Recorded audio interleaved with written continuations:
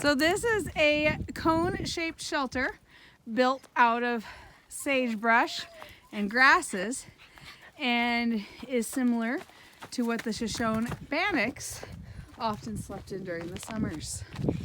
And look how safe it is. Most of the rain is locked out, and this is man-made because it has straw in it.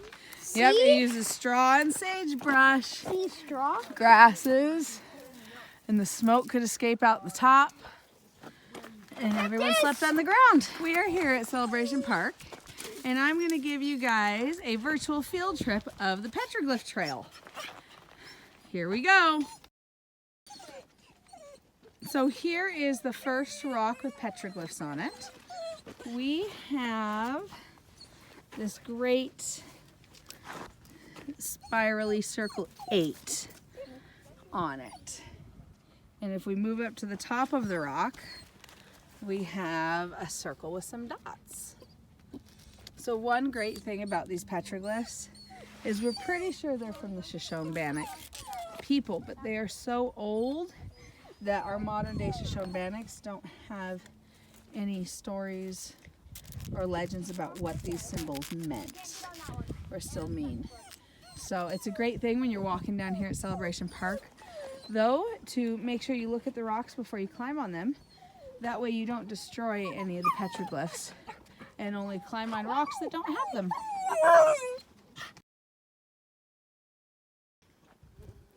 So here's our next rock on our stop of the petroglyph trail. It's got lots and lots of petroglyphs etched in. This one kind of, to me, looks like a person's head. There's his arms, his body, and his legs. But we've got lots of different marks, including some more of our little spirals coming up and about. We've got dots, more circles with dots in them. Lots all over this rock. But the most important one on this rock is the one that we think we actually know the meaning of. And it is right here. It's this star. Now it's a star shape. Any guesses on what it might be? Well, I'll tell you what the archaeologists think. They think that this star lines up with the equinoxes. So if you look carefully, this line here, though it's not perfectly straight, on fall and summer equinox lines right up to the setting sun. And we're just a little bit off, not too far away from the winter equinox, winter solstice. And this, the sun, you see where the sun's starting to set, and it's going to set right there in a few months. And they have tested this, and it's almost exactly, which is close enough to say 100% perfect, with where the sun sets. And if we came and we looked this way, we could tell on the winter equinox, the sun is going to rise right there. So that means somebody had to come all throughout the year to carve this one into the stone. And we think the other ones, if this points the winter one, this one shows the summer equinox, on where the sun rises there in the summer and sets right behind me in the winter. So it's one of the coolest ones here at Celebration Park.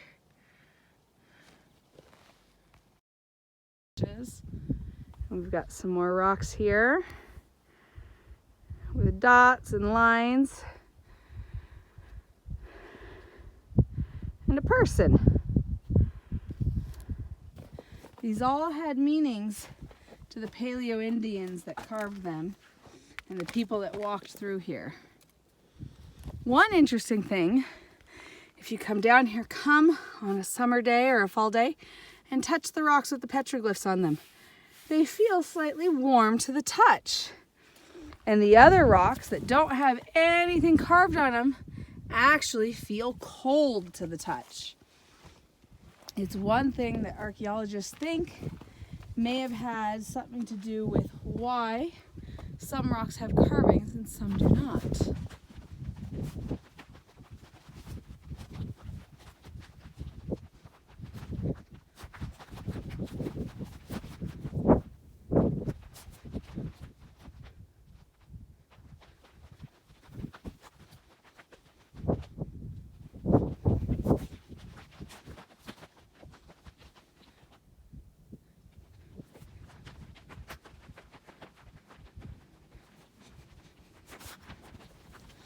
Here's another one. We see this a lot at Celebration Park.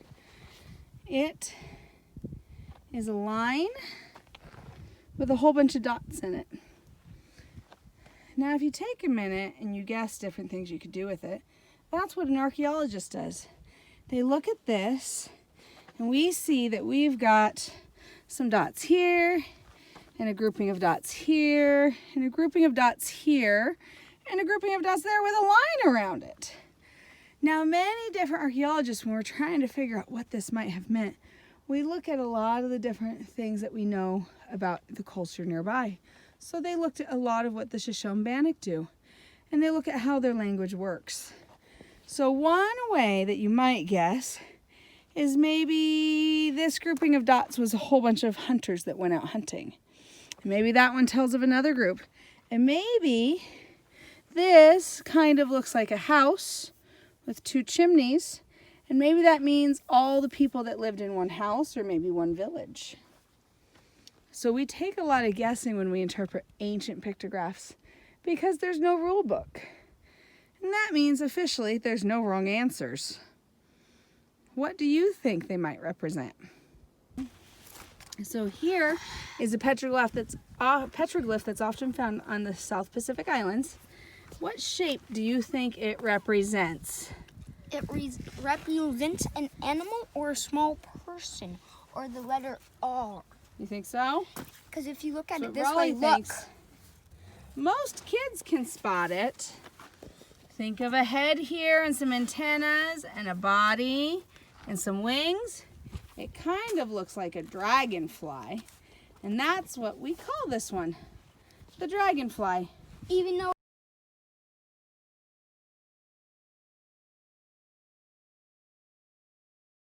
Is one of my favorite rocks in the whole park.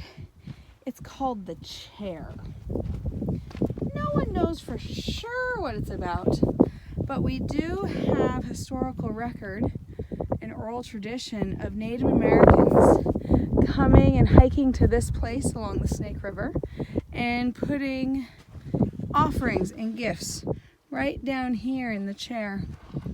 So this particular rock is very sacred and special to the Shoshone-Bannocks.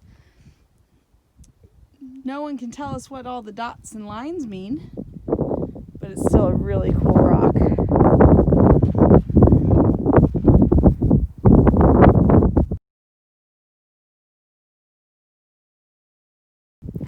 And for more adventure, if you keep hiking along the road on this ridgeline here, climb up the rocks, about 100 feet from the road. There are lots more petroglyphs all the way down to the corner, and then they stop. And down there is also a natural rock blind that Native Americans used as a hunting blind to sneak up on prey along the river, possibly deer walking along the banks or ducks that were flying in. So there's lots that you can explore, and out that way around the corner you can hike out to two little lakes. So there's lots to do here at Celebration Park. To come on a weekend and spend the entire day, it's only a short hike from the visitor center to Chair Rock.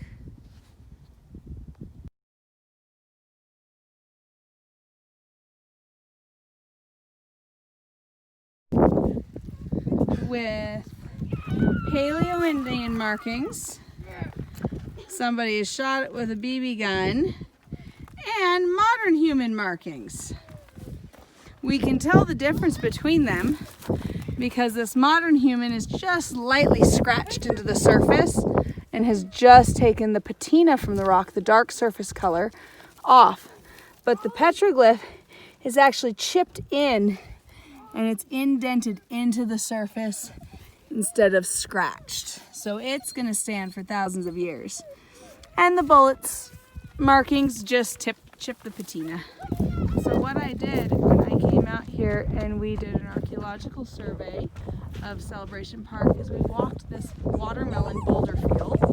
They're called watermelon boulders because most of them were deposited here from the Bonneville flood. thousands of years ago. And we surveyed and marked with GPS markings, as well as copying on paper what every single one of the rocks that had petroglyphs looked like. And we had to look at every single rock. It took us 2 weeks to survey all the way down to there and all the way back. In the survey, we found many petroglyphs that had not been recorded, as well as a hunting blind, which was a group of rocks moved on a diagonal pattern up the hill to block hunters from their prey so they could shoot them with bows and arrows and atlatls. And it's in these hills. It's very well camouflaged. We only ever find it when we walk across it. But it worked really well. So come on out sometime and walk amongst the rocks. Be careful of monkey plants and snakes and spiders, but you can find petroglyphs too.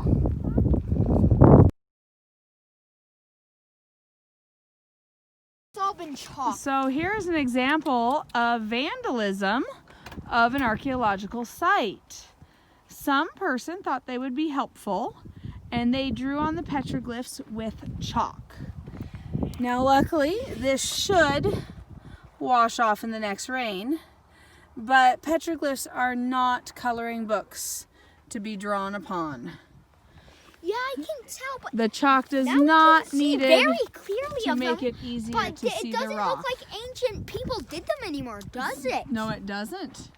So Map Rock right here is one of Idaho's most famous petroglyphs.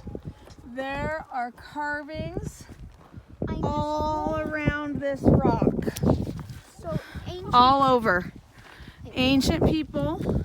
the ancients. I'm gonna try to see. Yep, you can see up top. So ancient people came and they carved this rock. We call it Map Rock because it had so many carvings on it.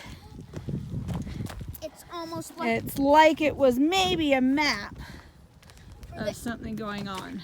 ancient people.